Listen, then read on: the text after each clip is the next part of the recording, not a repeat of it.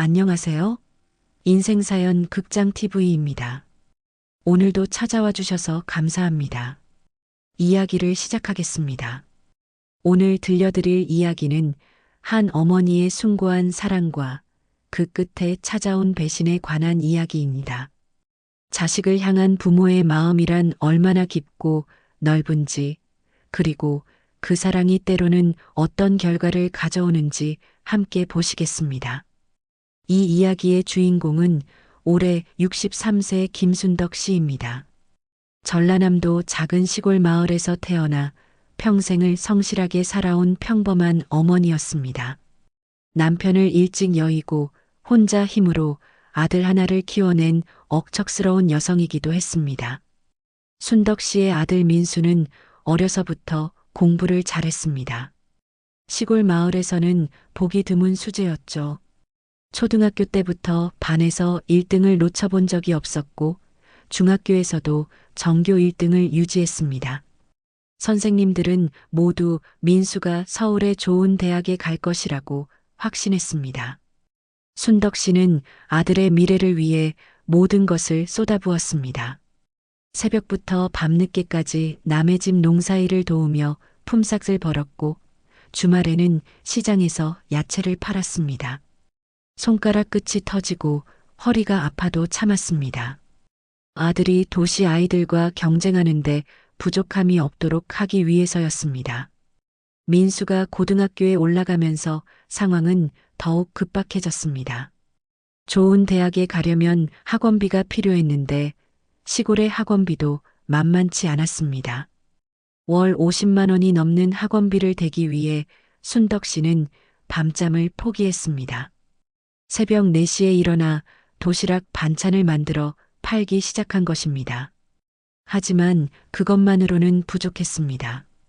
민수는 서울에서 열리는 특강에도 참석하고 싶어 했고 좋은 참고서와 문제집도 필요했습니다.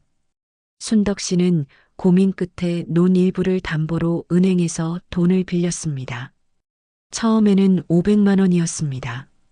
민수는 어머니의 희생을 알고 있었습니다. 가끔 미안하다고 말하기도 했죠. 하지만 그런 민수를 보며 순덕 씨는 오히려 더 마음이 아팠습니다. 아이가 미안해할 일이 아닌데 자신이 더 능력이 있었다면 이런 고생을 시키지 않을 텐데 하는 자책감이 들었던 것입니다.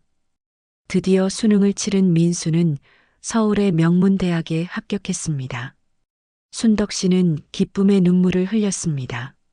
마을 사람들도 모두 축하해 주었죠. 하지만 진짜 어려움은 이제부터 시작이었습니다. 대학 등록금만 1년에 1,000만 원이 넘었거든요. 순덕 씨는 남은 논마저 담보로 잡히고 더 큰 돈을 빌렸습니다. 이제 빚이 3천만 원을 넘어섰습니다.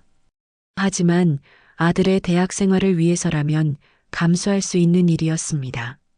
민수가 졸업하면 좋은 직장에 취직할 것이고 그러면 모든 것이 해결될 것이라고 믿었거든요. 민수는 대학에 입학한 후 더욱 달라졌습니다. 서울 생활에 빠르게 적응했고 똑똑하고 성실한 성격 덕분에 교수들의 사랑을 받았습니다. 학점도 우수했고 각종 장학금도 받았죠. 순덕 씨는 뿌듯했습니다.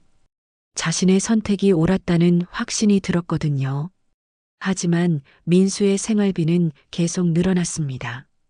서울에서의 생활은 시골과 달랐습니다. 친구들과 어울리려면 돈이 필요했고 취업 준비를 위한 각종 스펙 쌓기에도 비용이 들었습니다. 어학연수를 가고 싶다고 했을 때 순덕 씨는 또다시 돈을 빌려야 했습니다. 이번에는 사채에 손을 댔습니다. 은행에서 더 이상 빌려주지 않았거든요. 이자가 높다는 것을 알았지만 아들의 미래를 위해서라면 어쩔 수 없는 선택이었습니다. 민수는 어학연수를 다녀온 후 토익 900점 이상을 받았고 대기업 인턴십에도 선발되었습니다. 순덕 씨의 빚은 이제 5천만 원을 넘어섰습니다. 매달 이자만 200만 원이 넘었죠. 농과 집까지 담보로 잡혀 있는 상황에서 이자를 내기 위해 순덕 씨는 더욱 필사적으로 일했습니다. 몸이 아파도 병원에 갈 여유가 없었습니다. 모든 돈은 이자와 민수의 생활비로 나갔거든요. 민수는 대학교 4년 동안 순덕 씨가 얼마나 힘들어하는지 몰랐습니다. 어머니는 항상 괜찮다고 했고 민수는 공부와 취업 준비에만 집중했거든요. 가끔 집에 내려와도 며칠 있다가 바로 서울로 올라갔습니다. 친구들과의 약속이 있다거나 해야 할 일이 많다는 이유로 말이죠. 드디어 민수가 졸업을 앞둔 시점이 되었습니다. 순덕 씨는 설렘과 불안이 교차했습니다. 이제 정말 모든 것이 해결될 수 있을까 하는 기대감과 함께 지금까지 진 빚이 너무 커서 어떻게 해야 할지 막막한 마음이 들었거든요. 빚은 이미 7천만 원을 넘어서 있었습니다. 민수는 다행히 서울의 한 대기업에 취직이 되었습니다. 연봉도 꽤 괜찮은 수준이었죠. 순덕 씨는 기뻐했습니다. 이제 정말 모든 고생이 끝난다고 생각했거든요. 아들이 직장을 다니면서 조금씩이라도 빚을 갚는데 도움을 줄 것이라고 믿었습니다. 하지만 민수의 반응은 순덕 씨의 기대와 달랐습니다. 취직 후 첫 월급을 받고 집에 내려온 민수는 어머니에게 50만 원을 드리며 말했습니다. 이제 독립할 거라고, 자신도 서울에서 혼자 살아야 할 나이라고 말이죠. 보증금과 생활비가 필요하다며 당분간은 집에 돈을 보내기 어렵다고 했습니다. 순덕 씨는 충격을 받았습니다. 물론 아들이 독립하는 것은 당연한 일이었지만 지금까지 진 빚에 대해서는 전혀 언급하지 않는 것이 서운했거든요. 하지만 말하지 못했습니다. 아들에게 부담을 주고 싶지 않았고 또 아직은 사회초년생이니까 이해해야 한다고 스스로를 달랬습니다. 몇 달이 지났습니다. 민수는 한 달에 한 번 정도 집에 내려왔지만 갈 때마다 용돈을 달라고 했습니다. 서울 생활이 생각보다 빠듯하다는 이유였죠. 순덕 씨는 그런 아들을 보며 안타까웠지만 그래도 열심히 일하는 모습이 기특했습니다. 하지만 순덕 씨의 상황은 점점 나빠졌습니다. 이자를 제대로 내지 못하면서 원금이 불어나기 시작했거든요. 사채업자들의 독촉도 심해졌습니다. 급기야 집과 논을 처분하라는 통보를 받았습니다. 더 이상 버틸 수 없는 상황이 온 것이죠. 순덕 씨는 결국 민수에게 전화를 걸었습니다. 지금까지의 사정을 모두 털어놓으며 도움을 요청했습니다. 당장 몇 천만 원이라도 있어야 집을 지킬 수 있다고, 아니면 정말 갈 곳이 없게 된다고 울먹이며 말했습니다. 민수의 대답은 차갑기만 했습니다. 자신도 서울에서 생활하기 바쁘고 회사 동료들과의 관계 때문에 지출이 많다고 했습니다. 어머니가 그런 빚을 진 것도 자신과 상의하지 않고 한 일이라며 책임질 수 없다고 잘라 말했습니다. 그리고는 전화를 끊어버렸습니다. 순덕 씨는 그 자리에 주저앉아 오랫동안 울었습니다. 지난 20여 년간 아들을 위해 살아온 자신의 인생이 무엇이었는지 되묻게 되었습니다. 정말 이것이 자신이 바라던 결과인지, 아들을 잘못 키운 것은 아닌지 자책하며 밤을 새웠습니다. 며칠 후 집과 논이 경매로 넘어갔습니다. 순덕 씨는 평생 살아온 고향을 떠나야 했습니다. 갈 곳이 마땅치 않아 친척집을 전전하며 지냈는데 어디서도 오래 머물 수는 없었습니다. 모두들 자신의 생활이 바쁜 법이거든요. 순덕 씨는 결국 서울로 올라왔습니다. 아들에게 다시 한번 기회를 달라고, 정말 갈 곳이 없으니 도와달라고 부탁하기 위해서였습니다. 하지만 민수는 어머니를 만나려 하지 않았습니다. 바쁘다는 핑계로 계속 피했고 결국 문자 메시지로 더 이상 연락하지 말라고 통보해 왔습니다. 그 문자 메시지의 내용은 순덕 씨에게 큰 상처를 남겼습니다. 자신은 이제 사회에서 성공해야 할 나이이고 어머니의 과거 때문에 발목 잡히고 싶지 않다는 내용이었습니다. 그리고 어머니가 진 빚은 어머니 자신의 선택이었으니 스스로 해결하라는 차가운 말까지 있었죠. 순덕 씨는 그 순간 모든 것을 깨달았습니다. 자신이 기른 아들은 이미 자신을 버린 것이나 마찬가지였습니다. 지금까지의 사랑과 희생이 모두 헛된 것이었다는 절망감에 빠졌습니다. 서울 거리를 하염없이 걸으며 앞으로 어떻게 살아가야 할지 막막했습니다. 그렇게 며칠을 거리에서 지내던 순덕 씨는 한 복지관에서 도움을 받게 되었습니다. 사회복지사가 순덕 씨의 사연을 듣고 임시 거처를 마련해 주었고 생계비 지원 신청도 도와주었습니다. 하지만 마음의 상처는 쉽게 아물지 않았습니다. 복지관에서 만난 다른 어르신들의 이야기를 들어보니 비슷한 경우가 많았습니다. 자식을 위해 모든 것을 바쳤지만 결국 버림받은 부모들이 의외로 많다는 사실을 알게 되었죠. 순덕 씨는 자신만의 잘못이 아니라는 위로를 받았지만 그것만으로는 상처가 치유되지 않았습니다. 순덕 씨는 복지관에서 새로운 삶을 시작했습니다. 비록 작은 원룸이었지만 자신만의 공간이 생겼고 복지관에서 제공하는 일자리를 통해 조금씩 돈을 벌기 시작했습니다. 청소일이었지만 마음만은 편안했습니다. 더 이상 누구를 위해 무리하지 않아도 되니까요. 하지만 밤이 되면 여전히 민수 생각이 났습니다. 아무리 배신당했다고 해도 20여 년을 키운 자식을 쉽게 잊을 수는 없었거든요. 혹시 민수가 마음을 바꿔서 연락을 해올까 하는 기대도 있었습니다. 하지만 시간이 지나도 민수로부터는 아무 소식이 없었습니다. 그러던 어느 날 순덕 씨에게 뜻밖의 소식이 들려왔습니다.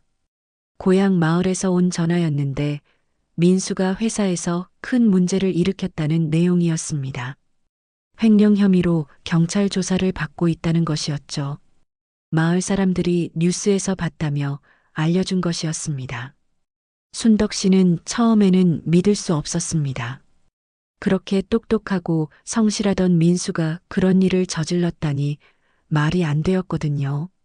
하지만 며칠 후 더 자세한 소식을 들어보니 사실이었습니다. 민수는 회사 돈 2억 원을 빼돌린 혐의로 구속되었습니다. 알고 보니 민수는 서울에서 도박에 빠져 있었습니다. 처음에는 작은 돈으로 시작했지만 점점 규모가 커졌고 잃은 돈을 만회하려다 보니 회사 돈에까지 손을 대게 된 것이었습니다. 그동안 어머니에게 생활이 빠듯하다고 말했던 것도 모두 거짓말이었죠. 순덕 씨는 복잡한 심정이었습니다. 자신을 그렇게 냉정하게 버린 아들이 이런 꼴이 된 것에 대해 당연하다는 생각도 들었지만 한편으로는 가슴이 아팠습니다. 결국은 자신이 잘못 키운 것 같아서 자책감도 들었거든요. 며칠 후 민수로부터 편지가 왔습니다. 구치소에서 보낸 편지였는데 어머니에게 도움을 요청하는 내용이었습니다.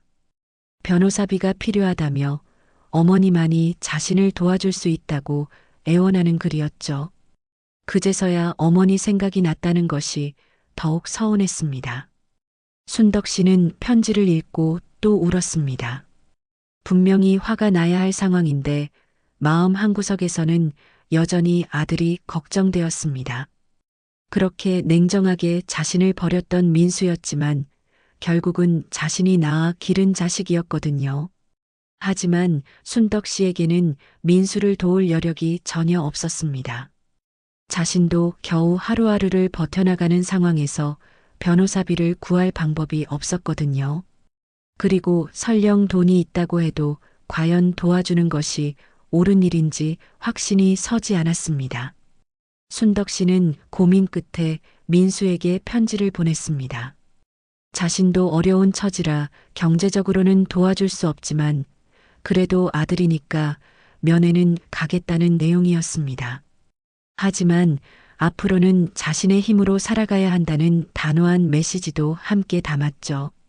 첫 면회 날 순덕 씨는 민수와 마주 앉았습니다. 몇 달 만에 본 아들은 많이 초라해져 있었습니다. 살도 빠지고 얼굴도 어둡게 변해 있었죠.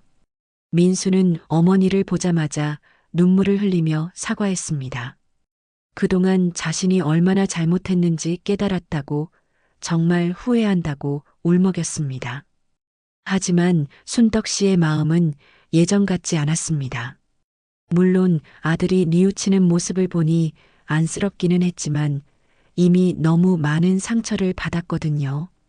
그리고 지금 민수의 모습이 진심인지 아니면 도움이 필요해서 하는 연기인지 확신할 수 없었습니다. 민수는 계속해서 어머니에게 용서를 구했습니다. 출소하면 정말 새 사람이 되겠다고, 그동안의 잘못을 모두 만회하겠다고 약속했습니다. 하지만 순덕 씨는 차분하게 대답했습니다. 용서는 하지만 더 이상 기대는 하지 않겠다고, 각자의 길을 가자고 말이죠. 민수는 어머니의 차가운 반응에 당황했습니다. 예전 같으면 어머니가 모든 것을 용서하고 도와주었을 텐데 이번에는 달랐거든요. 그제서야 자신이 어머니에게 얼마나 큰 상처를 주었는지 실감하게 되었습니다. 재판 결과 민수는 실형을 선고받았습니다. 3년이라는 긴 시간이었죠. 순덕 씨는 한 달에 한 번씩 면회를 갔지만 예전처럼 자신의 모든 것을 쏟아붓지는 않았습니다. 아들을 완전히 포기할 수는 없었지만 자신의 삶도 중요하다는 것을 깨달았거든요. 그 시간 동안 순덕 씨는 자신만의 삶을 만들어갔습니다. 복지관에서 만난 다른 어르신들과 친구가 되었고 작은 텃밭도 가꾸기 시작했습니다. 오랜만에 자신을 위한 시간을 갖게 된 것이죠. 물론 아직도 경제적으로는 어려웠지만 마음만은 한결 가벼워졌습니다. 민수는 교도소에서 많은 것을 배웠습니다. 다양한 사람들을 만나면서 자신이 얼마나 이기적이었는지 깨달았고 어머니의 사랑이 얼마나 소중했는지도 알게 되었습니다. 독서를 통해 마음을 다스리기도 했고 직업 훈련도 받았습니다. 특히 같은 처지의 다른 수감자들과 이야기를 나누면서 많은 것을 깨달았습니다. 가족의 소중함을 너무 늦게 알았다는 후에 돈보다 중요한 것들을 놓쳤다는 자책감이 깊어졌죠. 민수는 진심으로 어머니에게 사과하고 싶었지만 이미 늦었다는 생각에 절망하기도 했습니다. 시간이 흘러 민수의 출소일이 다가왔습니다. 순덕 씨는 복잡한 심정이었습니다. 아들이 정말 변했을까 하는 기대와 또다시 실망하게 될까 하는 불안이 교차했거든요. 하지만 결국은 출소하는 날 교도소 앞에서 민수를 기다리고 있었습니다. 3년 만에 만난 민수는 완전히 달라져 있었습니다. 예전의 교만함은 온데간데 없이 사라지고 조심스럽고 겸손한 모습이었습니다. 어머니를 보자마자 무릎을 꿇고 사과했는데 그 모습이 진심으로 보였습니다. 민수는 어머니에게 말했습니다. 지난 3년 동안 자신의 잘못을 뼈저리게 반성했다고, 이제는 정말 어머니를 위해 살고 싶다고 말이죠. 하지만 순덕 씨는 조심스러웠습니다. 이미 한 번 크게 배신당한 경험이 있었거든요. 민수는 어머니의 마음을 이해한다고 했습니다. 당장 믿어달라고 하지는 않겠다고, 시간을 두고 행동으로 보여드리겠다고 약속했습니다. 그리고는 작은 일이라도 찾아서 성실하게 일하겠다며 어머니께 조금이라도 보답하고 싶다고 말했습니다. 순덕 씨는 민수의 말을 들으며 조금씩 마음이 움직이는 것을 느꼈습니다. 하지만 여전히 조심스러웠죠. 너무 성급하게 믿었다가 또다시 상처받고 싶지 않았거든요. 그래서 민수에게 말했습니다. 정말 변했다면 행동으로 보여달라고, 말이 아니라 실천이 필요하다고 말이죠. 민수는 그날부터 정말 달라진 모습을 보였습니다. 우선 어머니가 살고 있는 작은 원룸을 찾아와서 청소를 하고 정리를 해드렸습니다. 그리고 복지관에서 하고 계신 일도 도와드리겠다고 했습니다. 정가자라는 신분 때문에 취직이 쉽지 않았지만 건설 현장에서 막노동이라도 하겠다며 일자리를 찾아다녔습니다. 처음에는 민수를 고용해주는 곳이 없었습니다. 정과 기록 때문에 어디서나 거절당했죠. 하지만 민수는 포기하지 않았습니다. 아무리 작은 일이라도 성실하게 하겠다며 계속 노력했고 결국 한 작은 건설업체에서 일할 기회를 얻었습니다. 민수는 새벽 5시에 일어나서 현장에 나갔습니다. 몸이 아프고 힘들어도 불평하지 않았습니다. 그리고 받은 급여는 모두 어머니께 드렸습니다. 자신은 최소한의 생활비만 쓰고 나머지는 모두 어머니의 생활비와 병원비로 사용했습니다. 순덕 씨는 민수의 변화된 모습을 보며 조금씩 마음을 열기 시작했습니다. 정말 뉘우치는 것 같았고 예전의 이기적인 모습은 찾아볼 수 없었거든요. 하지만 여전히 완전히 믿지는 못했습니다. 혹시 또 언제 변할지 모른다는 두려움이 있었거든요. 몇 개월이 지나면서 민수의 성실함은 주변 사람들에게도 인정받기 시작했습니다. 복지관 사람들도 민수가 어머니를 위해 얼마나 노력하는지 알게 되었고 정말 변했다고 인정해 주었습니다. 건설 현장에서도 성실한 일꾼으로 인정받아 정규직 제안까지 받았습니다. 그러던 어느 날 순덕 씨가 갑자기 쓰러졌습니다. 오랫동안 무리해서 일한 것이 누적되어 몸에 이상이 생긴 것이었죠. 병원에서는 당장 큰 수술이 필요하다고 했습니다. 수술비만 2천만 원이 넘는 큰 수술이었습니다. 민수는 절망했습니다. 이제 막 어머니와의 관계가 회복되기 시작했는데 정작 중요한 순간에 아무것도 해드릴 수 없는 자신이 한심했거든요. 하지만 포기할 수는 없었습니다. 어떻게든 돈을 구해서 어머니를 살려야 했습니다.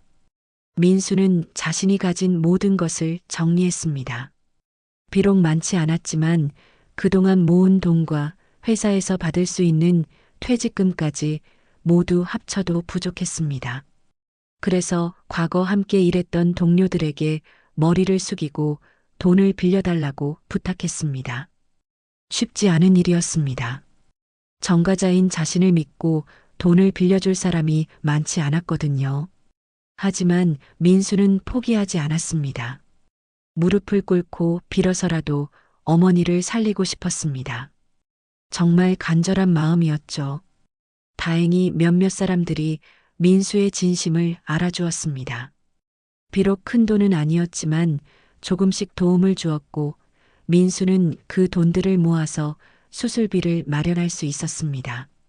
물론 다시 빚을 지게 되었지만 어머니의 생명 앞에서는 그런 것들이 중요하지 않았습니다. 수술은 성공적으로 끝났습니다. 순덕 씨는 중환자실에서 며칠을 보낸 후 일반 병실로 옮겨졌습니다. 의식을 찾은 순덕 씨는 민수가 자신을 위해 얼마나 노력했는지 알게 되었습니다. 간병도 직접 하고 수술비도 구해온 아들을 보며 정말 변했다는 것을 확신하게 되었죠. 순덕 씨는 민수에게 말했습니다. 이제는 정말 믿는다고, 그동안 의심해서 미안했다고 말이죠. 민수는 눈물을 흘리며 대답했습니다. 당연한 일이라고, 오히려 자신이 너무 늦게 깨달아서 죄송하다고 말이죠. 병원에서 퇴원한 후 순덕 씨와 민수는 함께 작은 집을 얻어 살기 시작했습니다. 크지 않은 투룸이었지만 모자가 함께 지내기에는 충분했습니다. 민수는 계속해서 성실하게 일했고 순덕 씨도 건강이 회복되면서 작은 일들을 도맡아 했습니다. 민수는 빚을 갚기 위해 더욱 열심히 일했습니다. 주말에도 아르바이트를 하고 야근도 마다하지 않았습니다. 그런 아들을 보며 순덕 씨는 기특하면서도 안쓰러웠습니다. 하지만 민수는 행복해했습니다. 어머니와 함께 살 수 있다는 것만으로도 충분했거든요. 몇 년이 지났습니다. 민수는 회사에서 인정받아 관리직까지 승진했고 빚도 거의 다 갚았습니다. 순덕 씨의 건강도 많이 좋아졌죠. 두 사람은 이제 정말 행복한 모자가 되었습니다. 과거의 아픈 기억들은 서로를 더욱 소중하게 여기는 계기가 되었습니다. 순덕 씨는 가끔 생각합니다. 만약 민수가 그런 시련을 겪지 않았다면 어떻게 되었을까 하고 말이죠. 아마도 영원히 이기적인 아들로 살았을지도 모릅니다. 그런 의미에서 모든 일이 결국은 좋은 방향으로 흘러간 것 같다고 생각합니다. 민수도 마찬가지입니다. 비록 돌아가는 길이 너무 멀고 험했지만 결국 진정한 효자가 될 수 있었다고 생각합니다. 그리고 어머니의 사랑이 얼마나 소중한 것인지도 깨달았죠. 이제는 어머니를 위해 무엇이든 할 수 있다고 확신합니다. 오늘 이 이야기를 통해 우리는 무엇을 배울 수 있을까요? 자식에 대한 부모의 사랑은 위대하지만 때로는 그 사랑이 자식을 망칠 수도 있다는 것입니다. 그리고 아무리 큰 잘못을 저질렀다 해도 진심으로 뉘우치고 노력한다면 다시 시작할 수 있다는 희망도 얻을 수 있습니다.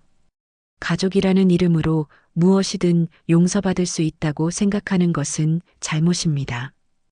가족이기 때문에 더욱 소중하게 여기고 더욱 조심스럽게 대해야 하는 것이죠. 그리고 부모의 희생을 당연하게 여기지 말고 그 사랑에 보답하려는 마음을 가져야 합니다. 민수와 순덕 씨의 이야기는 이제 새로운 시작을 알리고 있습니다. 과거의 상처를 딛고 일어선 이들의 모습에서 우리는 진정한 가족의 의미를 다시 한번 깨닫게 됩니다. 서로를 이해하고 용서하며 함께 성장해 나가는 것이 바로 가족이 아닐까요? 오늘 이야기가 여러분에게 작은 감동과 깨달음을 주었기를 바랍니다. 가족의 소중함을 다시 한번 느끼시고 주변의 소중한 사람들에게 감사의 마음을 전해보시기 바랍니다. 지금까지 인생사연 극장TV였습니다. 시청해주셔서 감사합니다.